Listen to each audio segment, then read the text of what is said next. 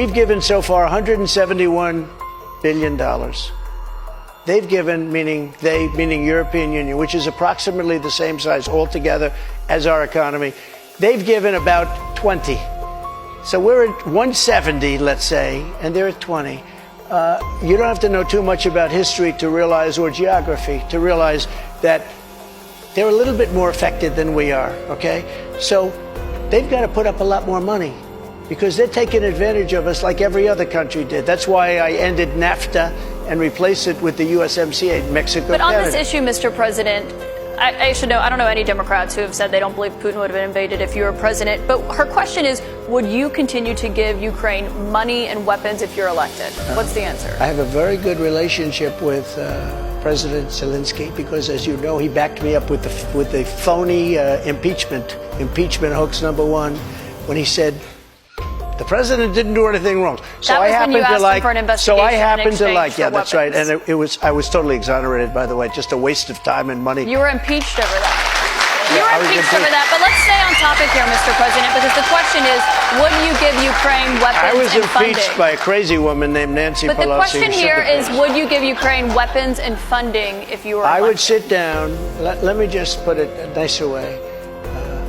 If I'm president, I will have that war settled in one day, 24 hours. How would you settle that war in one day? Because I'll meet with Putin, I'll meet with Zelensky. They both have weaknesses and they both have strengths. And within 24 hours, that war will be settled. It'll be over. It'll be absolutely over. Do you want Ukraine to win this war? I don't think in terms of winning and losing. I think in terms of getting it settled so we stop killing all these people and breaking down this country. Now, follow up on that. You said you don't think in terms of winning and losing. Mr. President, can I just follow up on that because that's a really important statement let me that just you just follow made up. there. Can you say if you want Ukraine or Russia to win this war? I want everybody to stop dying. They're dying. Russians and Ukrainians. I want them to stop dying. And I'll have that done.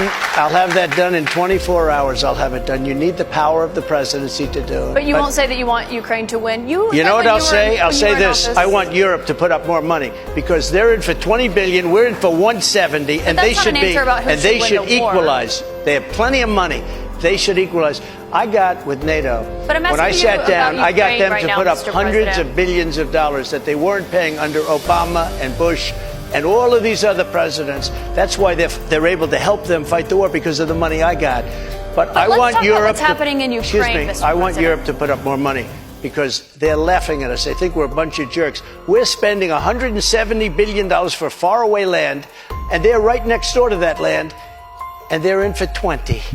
I don't think so. When it comes to what's happening there, when you were in office, you said that you respected President Putin. Do you still respect him today? He made a tremendous mistake.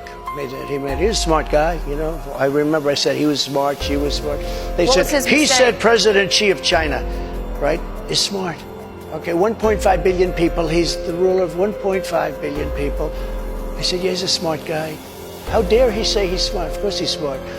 They want you to say he's a stupid person. Okay, he's not a stupid person. He's very smart. He's very cunning.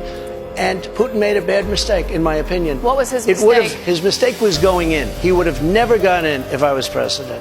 We used to talk about it there. Do you believe that he is a war criminal? What? Do you believe that Putin is a war criminal? He's responsible for the deaths of thousands of Ukrainian men and women and civilians. I think it's something that should not be discussed now. It should be discussed later. Because right now we have to get a war. If you say he's a war criminal, it's going to be a lot tougher to make a deal to get this thing stopped. Because if he's going to be a war criminal where people are going to go and grab him and execute him, he's going to fight a lot harder than he's fighting, you know, under the other circumstance. That's something to be discussed at a later date. Right now we want to get that war settled. And I'm not talking about the money either. I'm talking about all the lives that are being, the number of people being killed in that war is far greater than you hear. When they blow up a city and those buildings come pouring down and then they say 2 people were injured. No, hundreds and thousands of people are being killed. And we have to get that war settled.